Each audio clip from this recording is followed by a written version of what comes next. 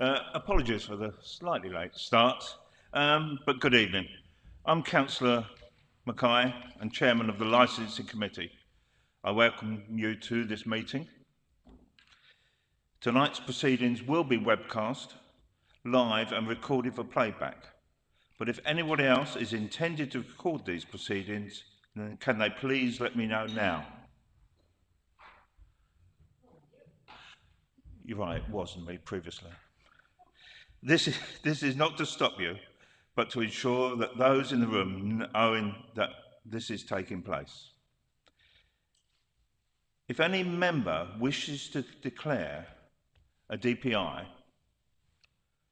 or OSI an interest, please can they do so during item 5, disclosures by members and officers, not when the item comes up on the agenda. If the fire alarm does sound, please remain seated and the Democratic Services Officer will assess the situation and give further instructions on the evacuation of the building if necessary. All right. Item number 1, apologies of absence. Have we received any? No apologies have been received. Notification of substitute members. There's no substitute members here? Yes. Item 3, there are no urgent items.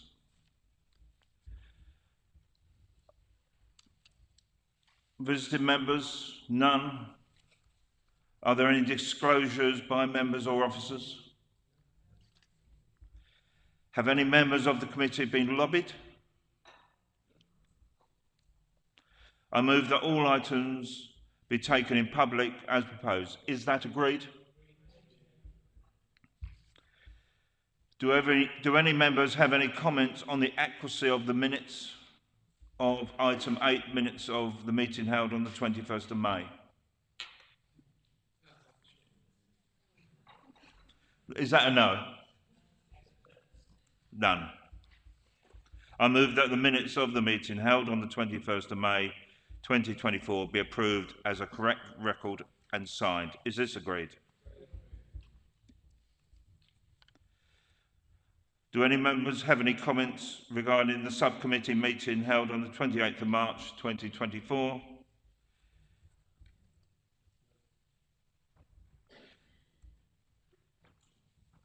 I move that the minutes of the meeting held on the 28th of March 2024 be approved as a correct record and signed. Is this agreed?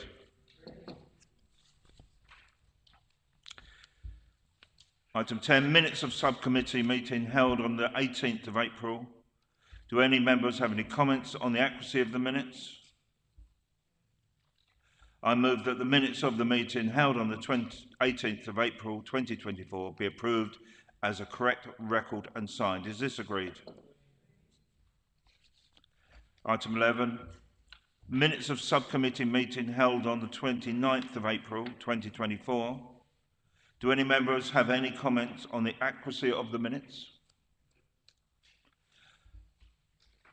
I move that the minutes of the meeting held on the 29th of April 2024 be approved as a correct record and signed. Is this agreed?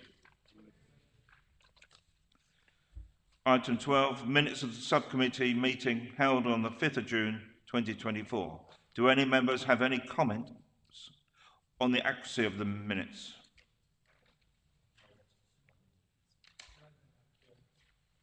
None. I move that the minutes of the meeting held on the 5th of June 2024 be approved as a correct record and signed. Is this agreed?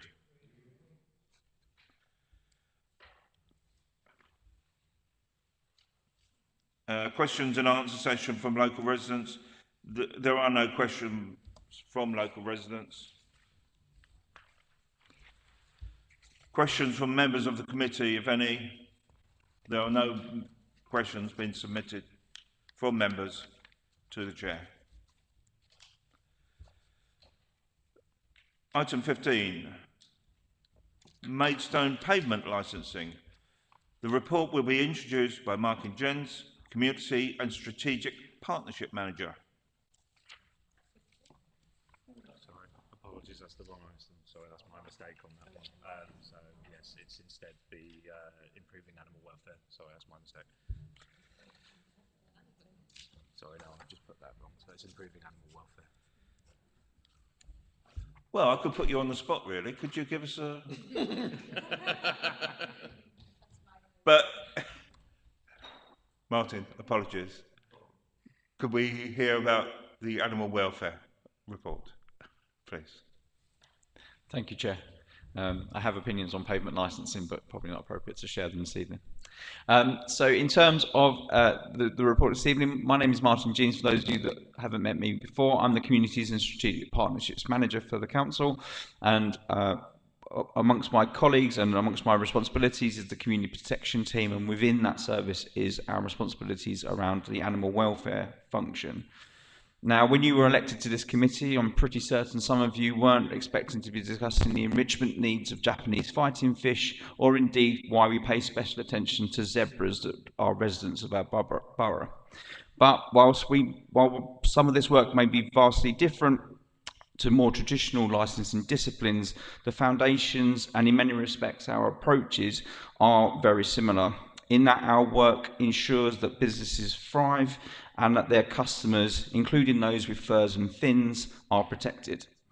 The report I bring tonight, this evening, fulfills a commitment we made to this committee prior to the elections.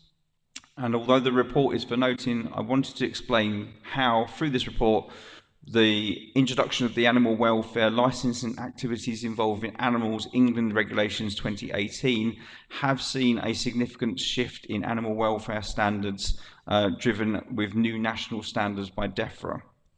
Our community protection team has been at the forefront of these changes, and over the last year has worked hard to introduce even more steps to improve this service. Regulation of this sector serves dual purposes: enhancing animal welfare within these establishments and supporting and protecting those who run their businesses responsibly. Regular inspections ensure compliance, detect issues early and prevent neglect and mistreatment, and clear guidelines help businesses understand their responsibilities, reducing ambiguity and enhancing their reputation. Enforcement of animal welfare standards, whilst not without its challenges, ensures that animals and businesses are protected. Shifts within the profile of work from more commercial to more residential type establishments, and plus more bureaucratic systems, presents challenges to our resources. But detecting those who deliberately break the law isn't something that we turn a blind eye to.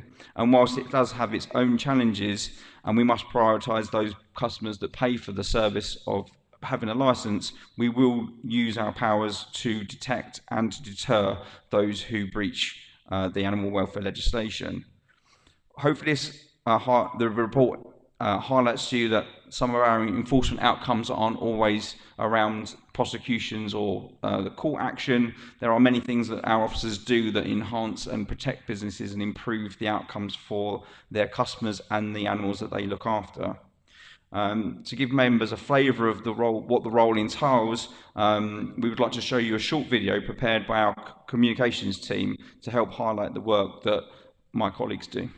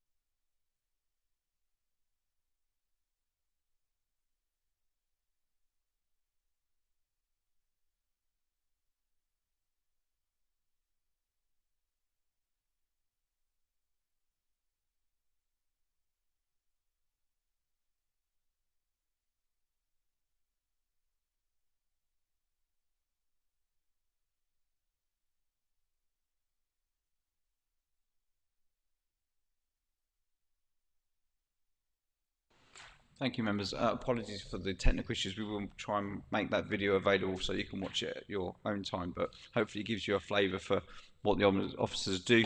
I will stress it's not all stroking puppies and stroking zebras, but that is a perk to what some of their role. Thank you. I think Councillor English would like to.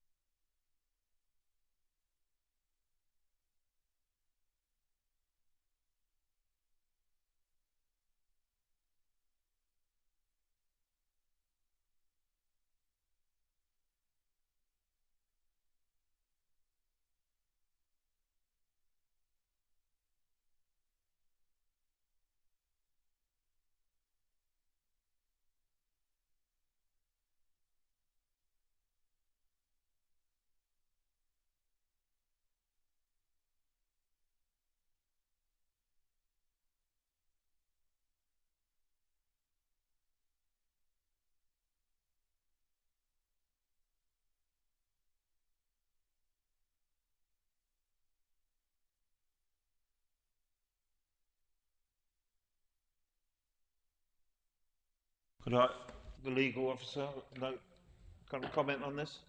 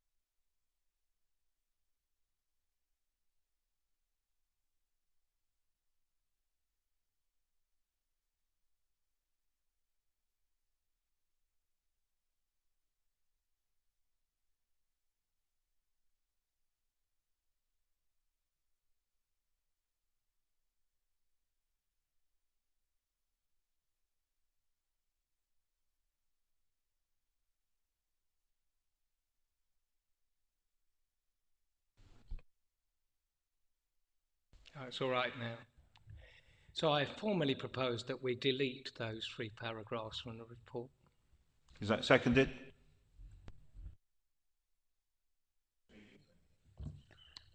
Can I also ask that we delete number 4 as well, because obviously that's the preferred option and reasons for recommendation. You're changing your. Yes, we delete those 3 paragraphs under section 3 and paragraph 4. Take it, Councillor Sams, you're seconding that. Thank you.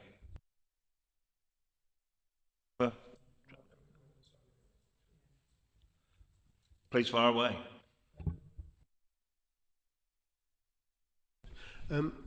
Maybe you could let me know, have there been any instances, particularly in the Headcorn ward, of animal cruelty or problems with the licensing?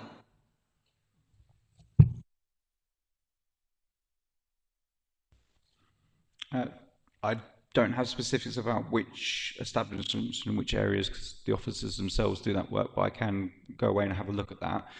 There is a disparity between the animal welfare licensing regulations and core animal welfare, which is a separate function. We do have responsibilities in that, but we share those with the police and with the RSPCA. Okay, thank you.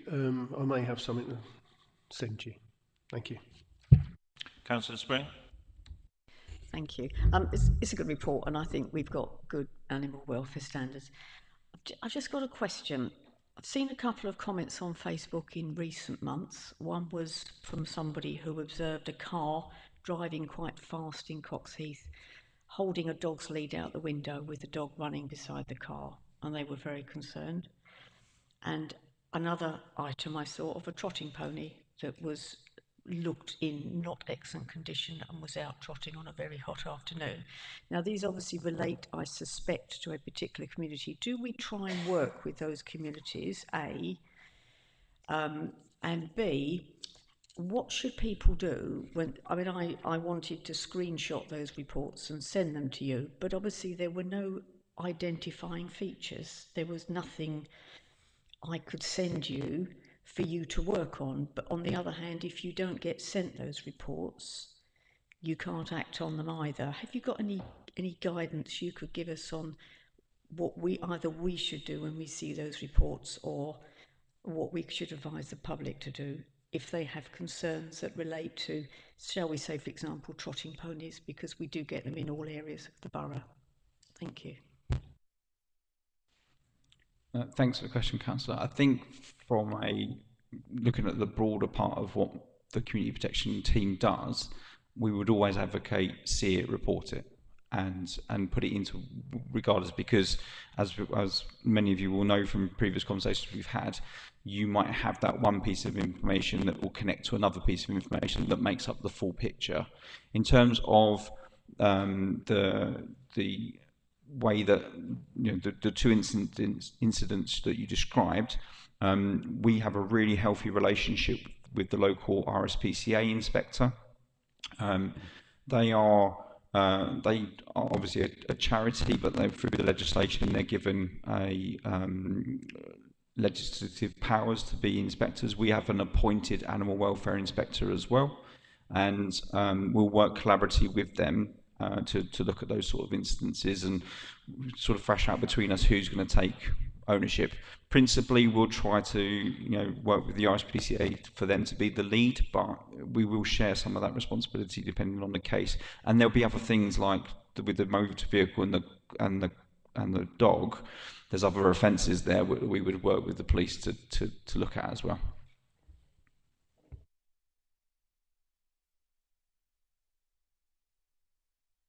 Any other councillor wishes to ask questions, comment? Mr. Sams. Yes, sorry. I think it's, you know, it's a very, very good report. I was just looking. We've crossed out 3 and 4. Do we need to cross out 5? Sorry.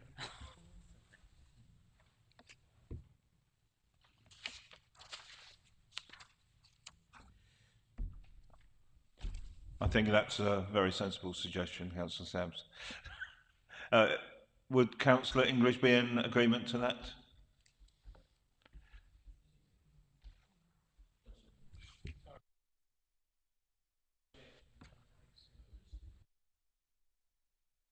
Before we go to the vote on the proposal made, is there any further questions?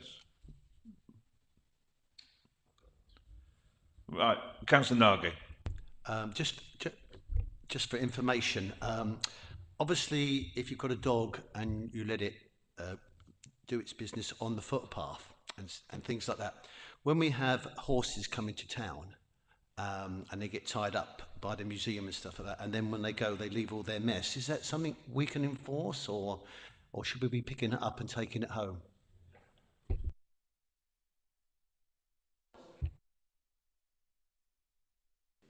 I'll be lying if that's the first time I've been asked that question, so thank you.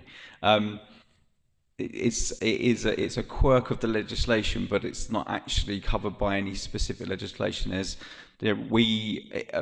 Dog fouling used to be controlled under a specific dog fouling piece of legislation.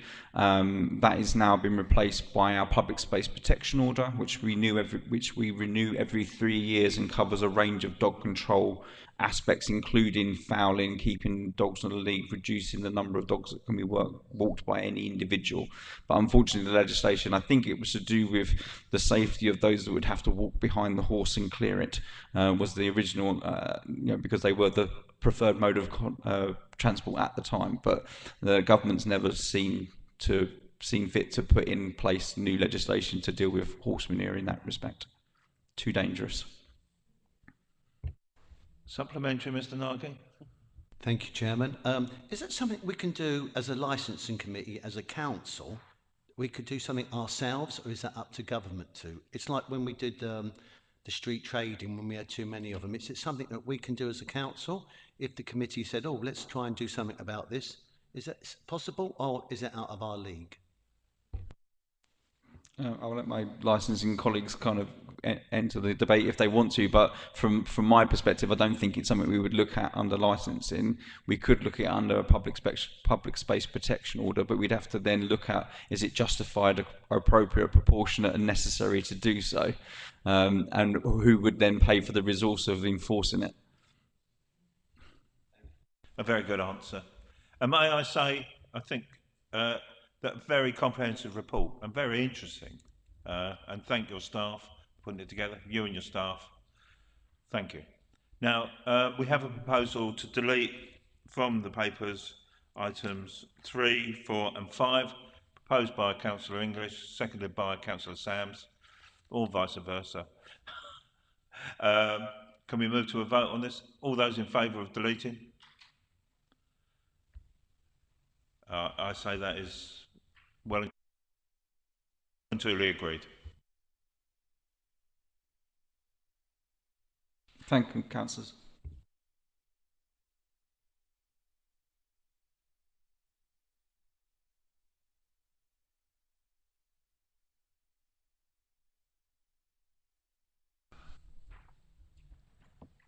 We need to, as a committee, note this. Is it agreed that it is noted? Yeah. Thank you. Item 16, the Licensing Partnership Annual Update. The report will be introduced by Sharon Bamborough, Head of Licensing Partnership. Thank you, Chair.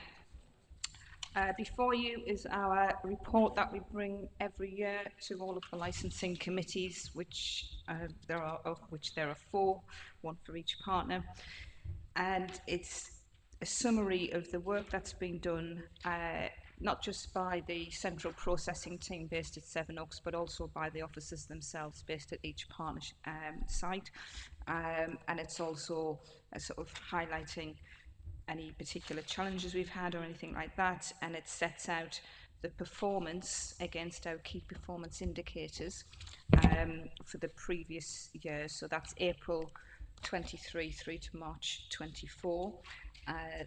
That performance data starts at Appendix A, which is page 44. I'll just give myself a minute.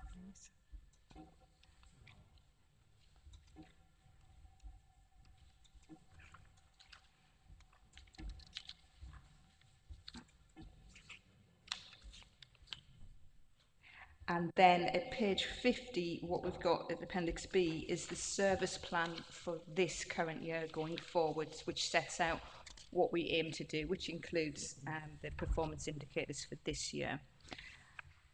Given that there are some new members of the committee, I'll be happy to take any questions that are more generalised questions about how the partnership works, or how it, how it's all come about and things like that, but equally happy to take any questions on what is contained within the report, especially for those of you who've maybe not seen one of these before. But it is just for information. There's no decision making this evening on this. It's just to give you an opportunity to scrutinise what we do and ask any questions should you wish to. So over to you, happy to take any questions.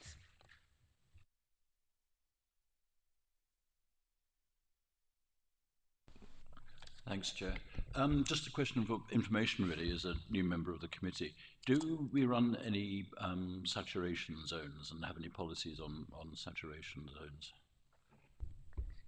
Only one of the partners has that, and that is the London Borough of Bexley.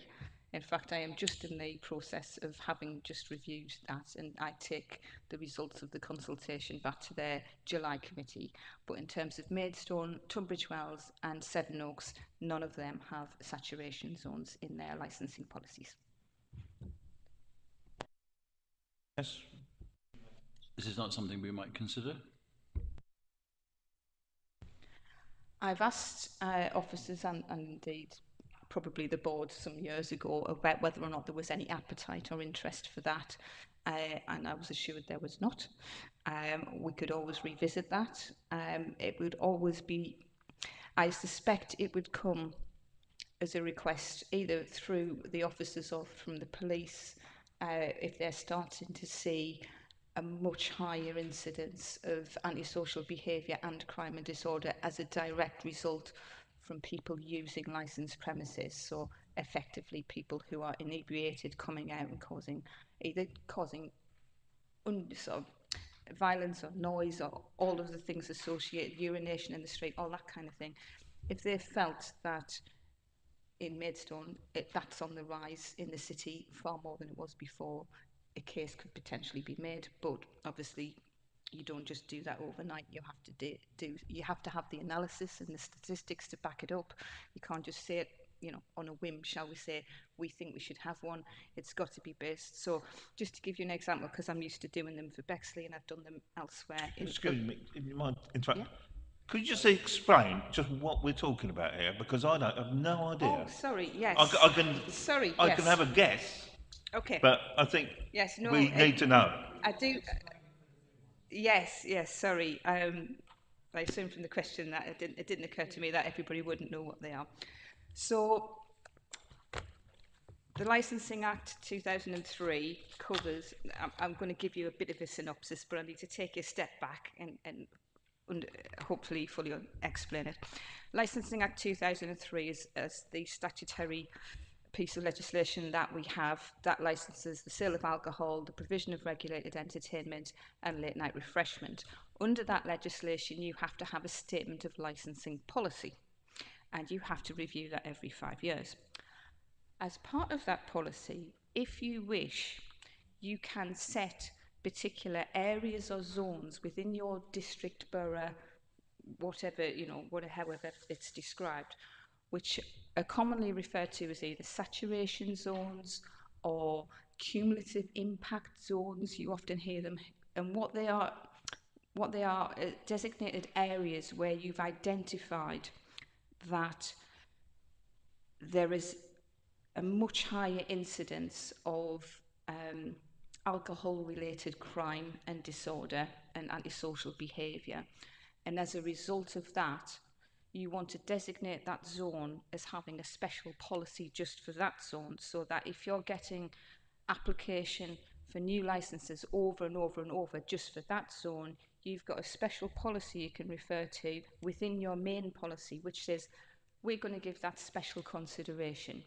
Some cumulative impact or saturation policies can be quite strict and say, it is our policy that we will not grant any new alcohol licenses in that zone unless you can demonstrate a really good excuse as to why you should be an exception to that policy.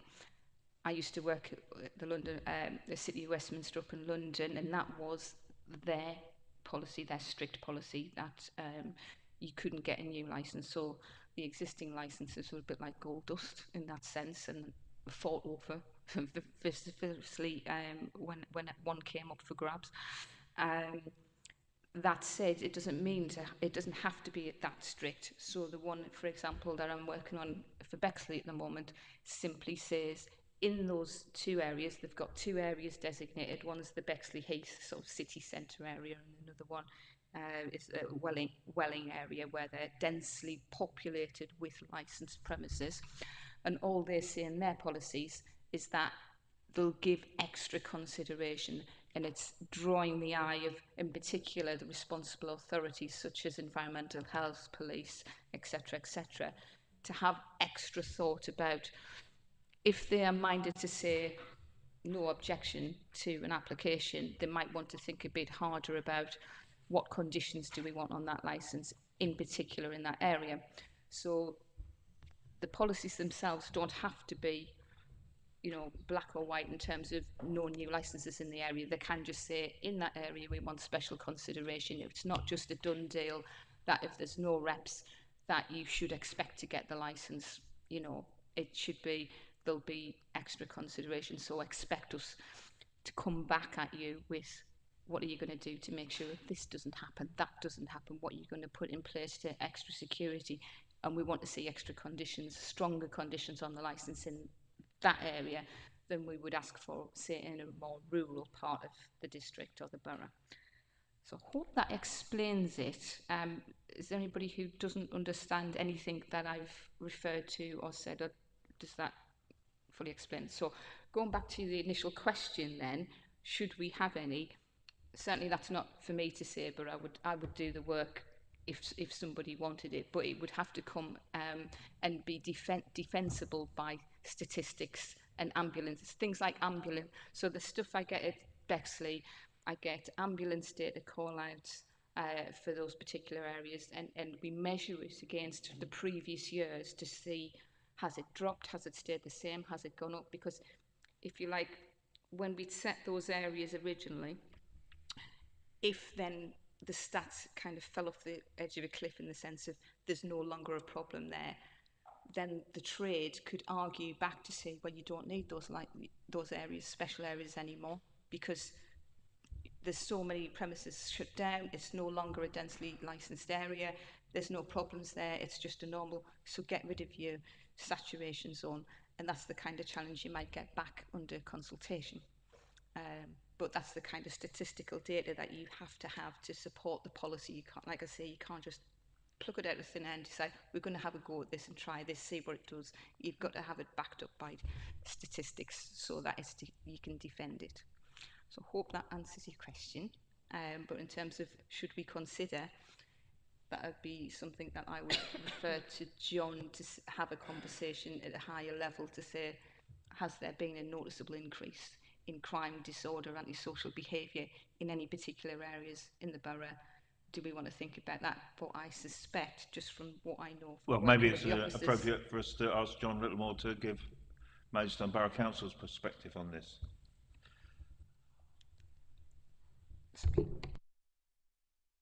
Thank you, Chair. Just in terms of the work, there was a piece of work that was being carried out before the elections on the town centre strategy, and part of that work was to consider the licensing regime as it related to the town centre, because obviously we've had a history of having a number of nightclubs. I think in answer to the particular question about do we need a saturation policy, I think if you were to talk to the trade, they would say over the last 10 years we've seen more premises closing than opening. So I think we'd have great difficulty in being able to evidence that it is needed. But that work, I don't know where the work on the town centre strategy has got to, so I'll certainly make inquiries for you on that matter. I can confirm there's definitely been more pubs closed and licensed premises closed than have opened in Maidstone over the last decade. Councillor Nagy, you had a question for? Thank you, Chairman. Just quickly, what about our alcohol exclusion zone? I think that's still in force. That's so you can't drink you just can't walk around drinking. And we had that a few years ago. I think it might still be in force. Like the River Festival, if everyone's drinking beer, just walking around, it gets confiscated. Is that the sort? Have we still got that in the area or not? Then refer to you if that's all right. That's not a licensing thing that we've done. It would have been a community protection type action that was putting that in place, I'm guessing, because it's a bit like a public protection order. But I'll refer to Helen, only because I know it hasn't come through as licensing as a thing that we've done. Exactly as Sharon says, it's not a licensing function. That would be dealt with by public spaces protection orders, where if somebody is drinking in an area covered by the PSPO and an officer asks them to give that alcohol up, if they do not then follow that instruction, it becomes an offence. It's not a licensing matter, public safety. Councillor English. On that, we have to be very clear that it's not an alcohol exclusion zone. It's if you misbehave, the police may confiscate your alcohol zone, which is fundamentally different, and there is a lot of public misconception about that, and we get complaints. Well, he was drinking, yes, but he wasn't doing anything wrong, therefore he wasn't breaking the public spaces protection order. So we have to explain that on occasion. Can we just get back to the report being presented to us? Would you have any further comments to make on the report? No, I think hopefully it was fairly easy to read and understand. But like I say, I'm just happy to take any questions should anybody have any, especially as we've got new members. My only comment is that this is a partnership between, what, 4 local authorities. That in itself must be tricky, I've got to say. But I'm not asking you to comment upon that at all. But, you know, that's, to me, like herding kittens. But it seems to be working. You've got lots of ticks, so congratulations.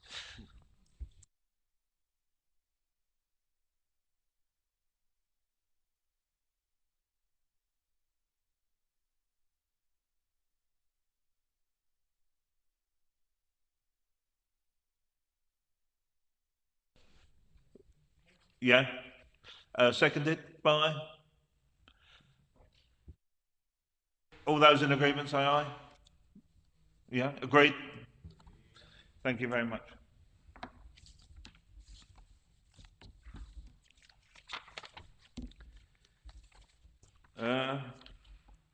Final item, licensing committee members training. Very simply, all members, or all substitute members, need to be trained by the end of July. Would you like to make any further comment on that? John? John Littleman? I think you summarised it very well, Chair.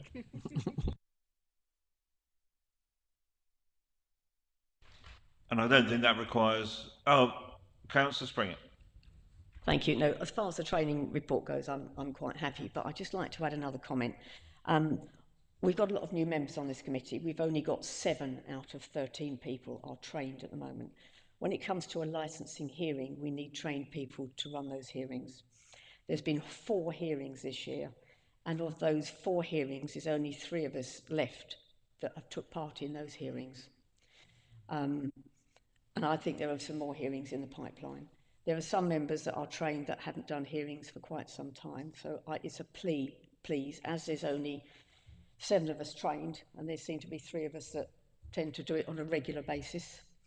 Could I ask, please, that when Jordan sends out a request, I need some people for a hearing, could those that perhaps haven't done it for a while consider putting their names forward? We've all got, if you work, I understand if you work full time, you can't, but if you don't work, please consider putting your name forward, because it shouldn't keep falling on the same people to do it all the time. So it's just a plea, please, can we have a few more of the trained people volunteering to do some of the hearings? That we've had 4 this year already, and there's more coming. So that's the only polite request. Thank you very much. Well, I hope at the end of July, every member here will have completed their training if it's required. I understand, obviously. And that all substitute members have completed that. Obviously, no one can force them. Councillor Nagy, you may...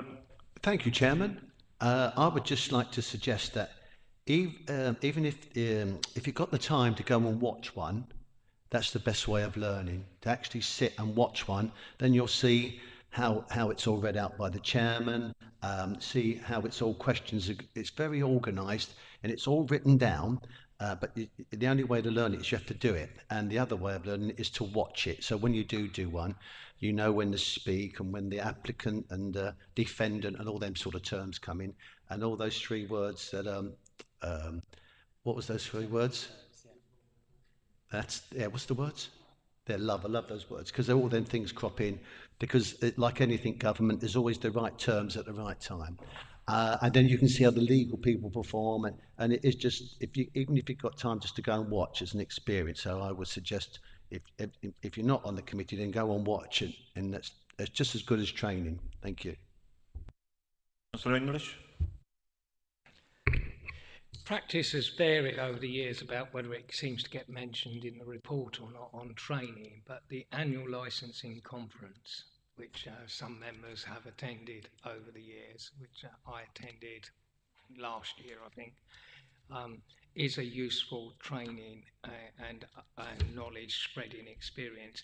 Do we need to approve that in this report? Because it's been in the report on some previous years, and other years it hasn't. So I just wanted to be sure whether or not we needed to approve that, because I would recommend that we do send people to that because it is an extremely worthwhile event.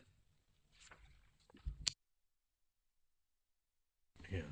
I think we need to differentiate between the formal training that our legal advisors provide, which ticks the box in terms of fulfilling the requirements of the Constitution. The reason I was asking is And it's been in this report and other years it hasn't, like this year. that can be dependent on training budgets, etc. So if there's enough funds available, then we'll make it available to members. But I wouldn't want people to sit back waiting for that rather than complete the training that they're required to do. I want to pursue that because if there was an issue, there wasn't enough money in the training budget, it's something we ought to be addressing, because if there's a training benefit, we shouldn't not be doing it for the sake of the amount of money that we're talking about, because overall in the council as a whole, the training budget is always underspent. Councillor Nagy. Thank you, Chairman. In my time, we haven't done it for the last few years, but I did attend a conference in Birmingham because it was in the budget, and it was very, very interesting. And the Licence Association and for this for a couple of days, you talk nothing but licensing, like vehicle inspection plates and all that sort of exciting stuff. And it was just good to sort of like learn about things with professional people there, in my view, of course. Okay, let's not confuse the two things.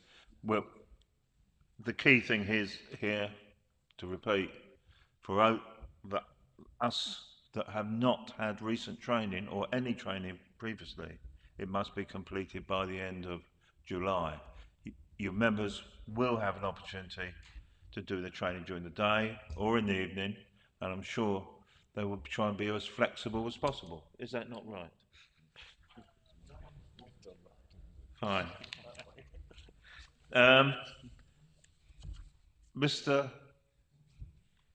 Councillor Nagy.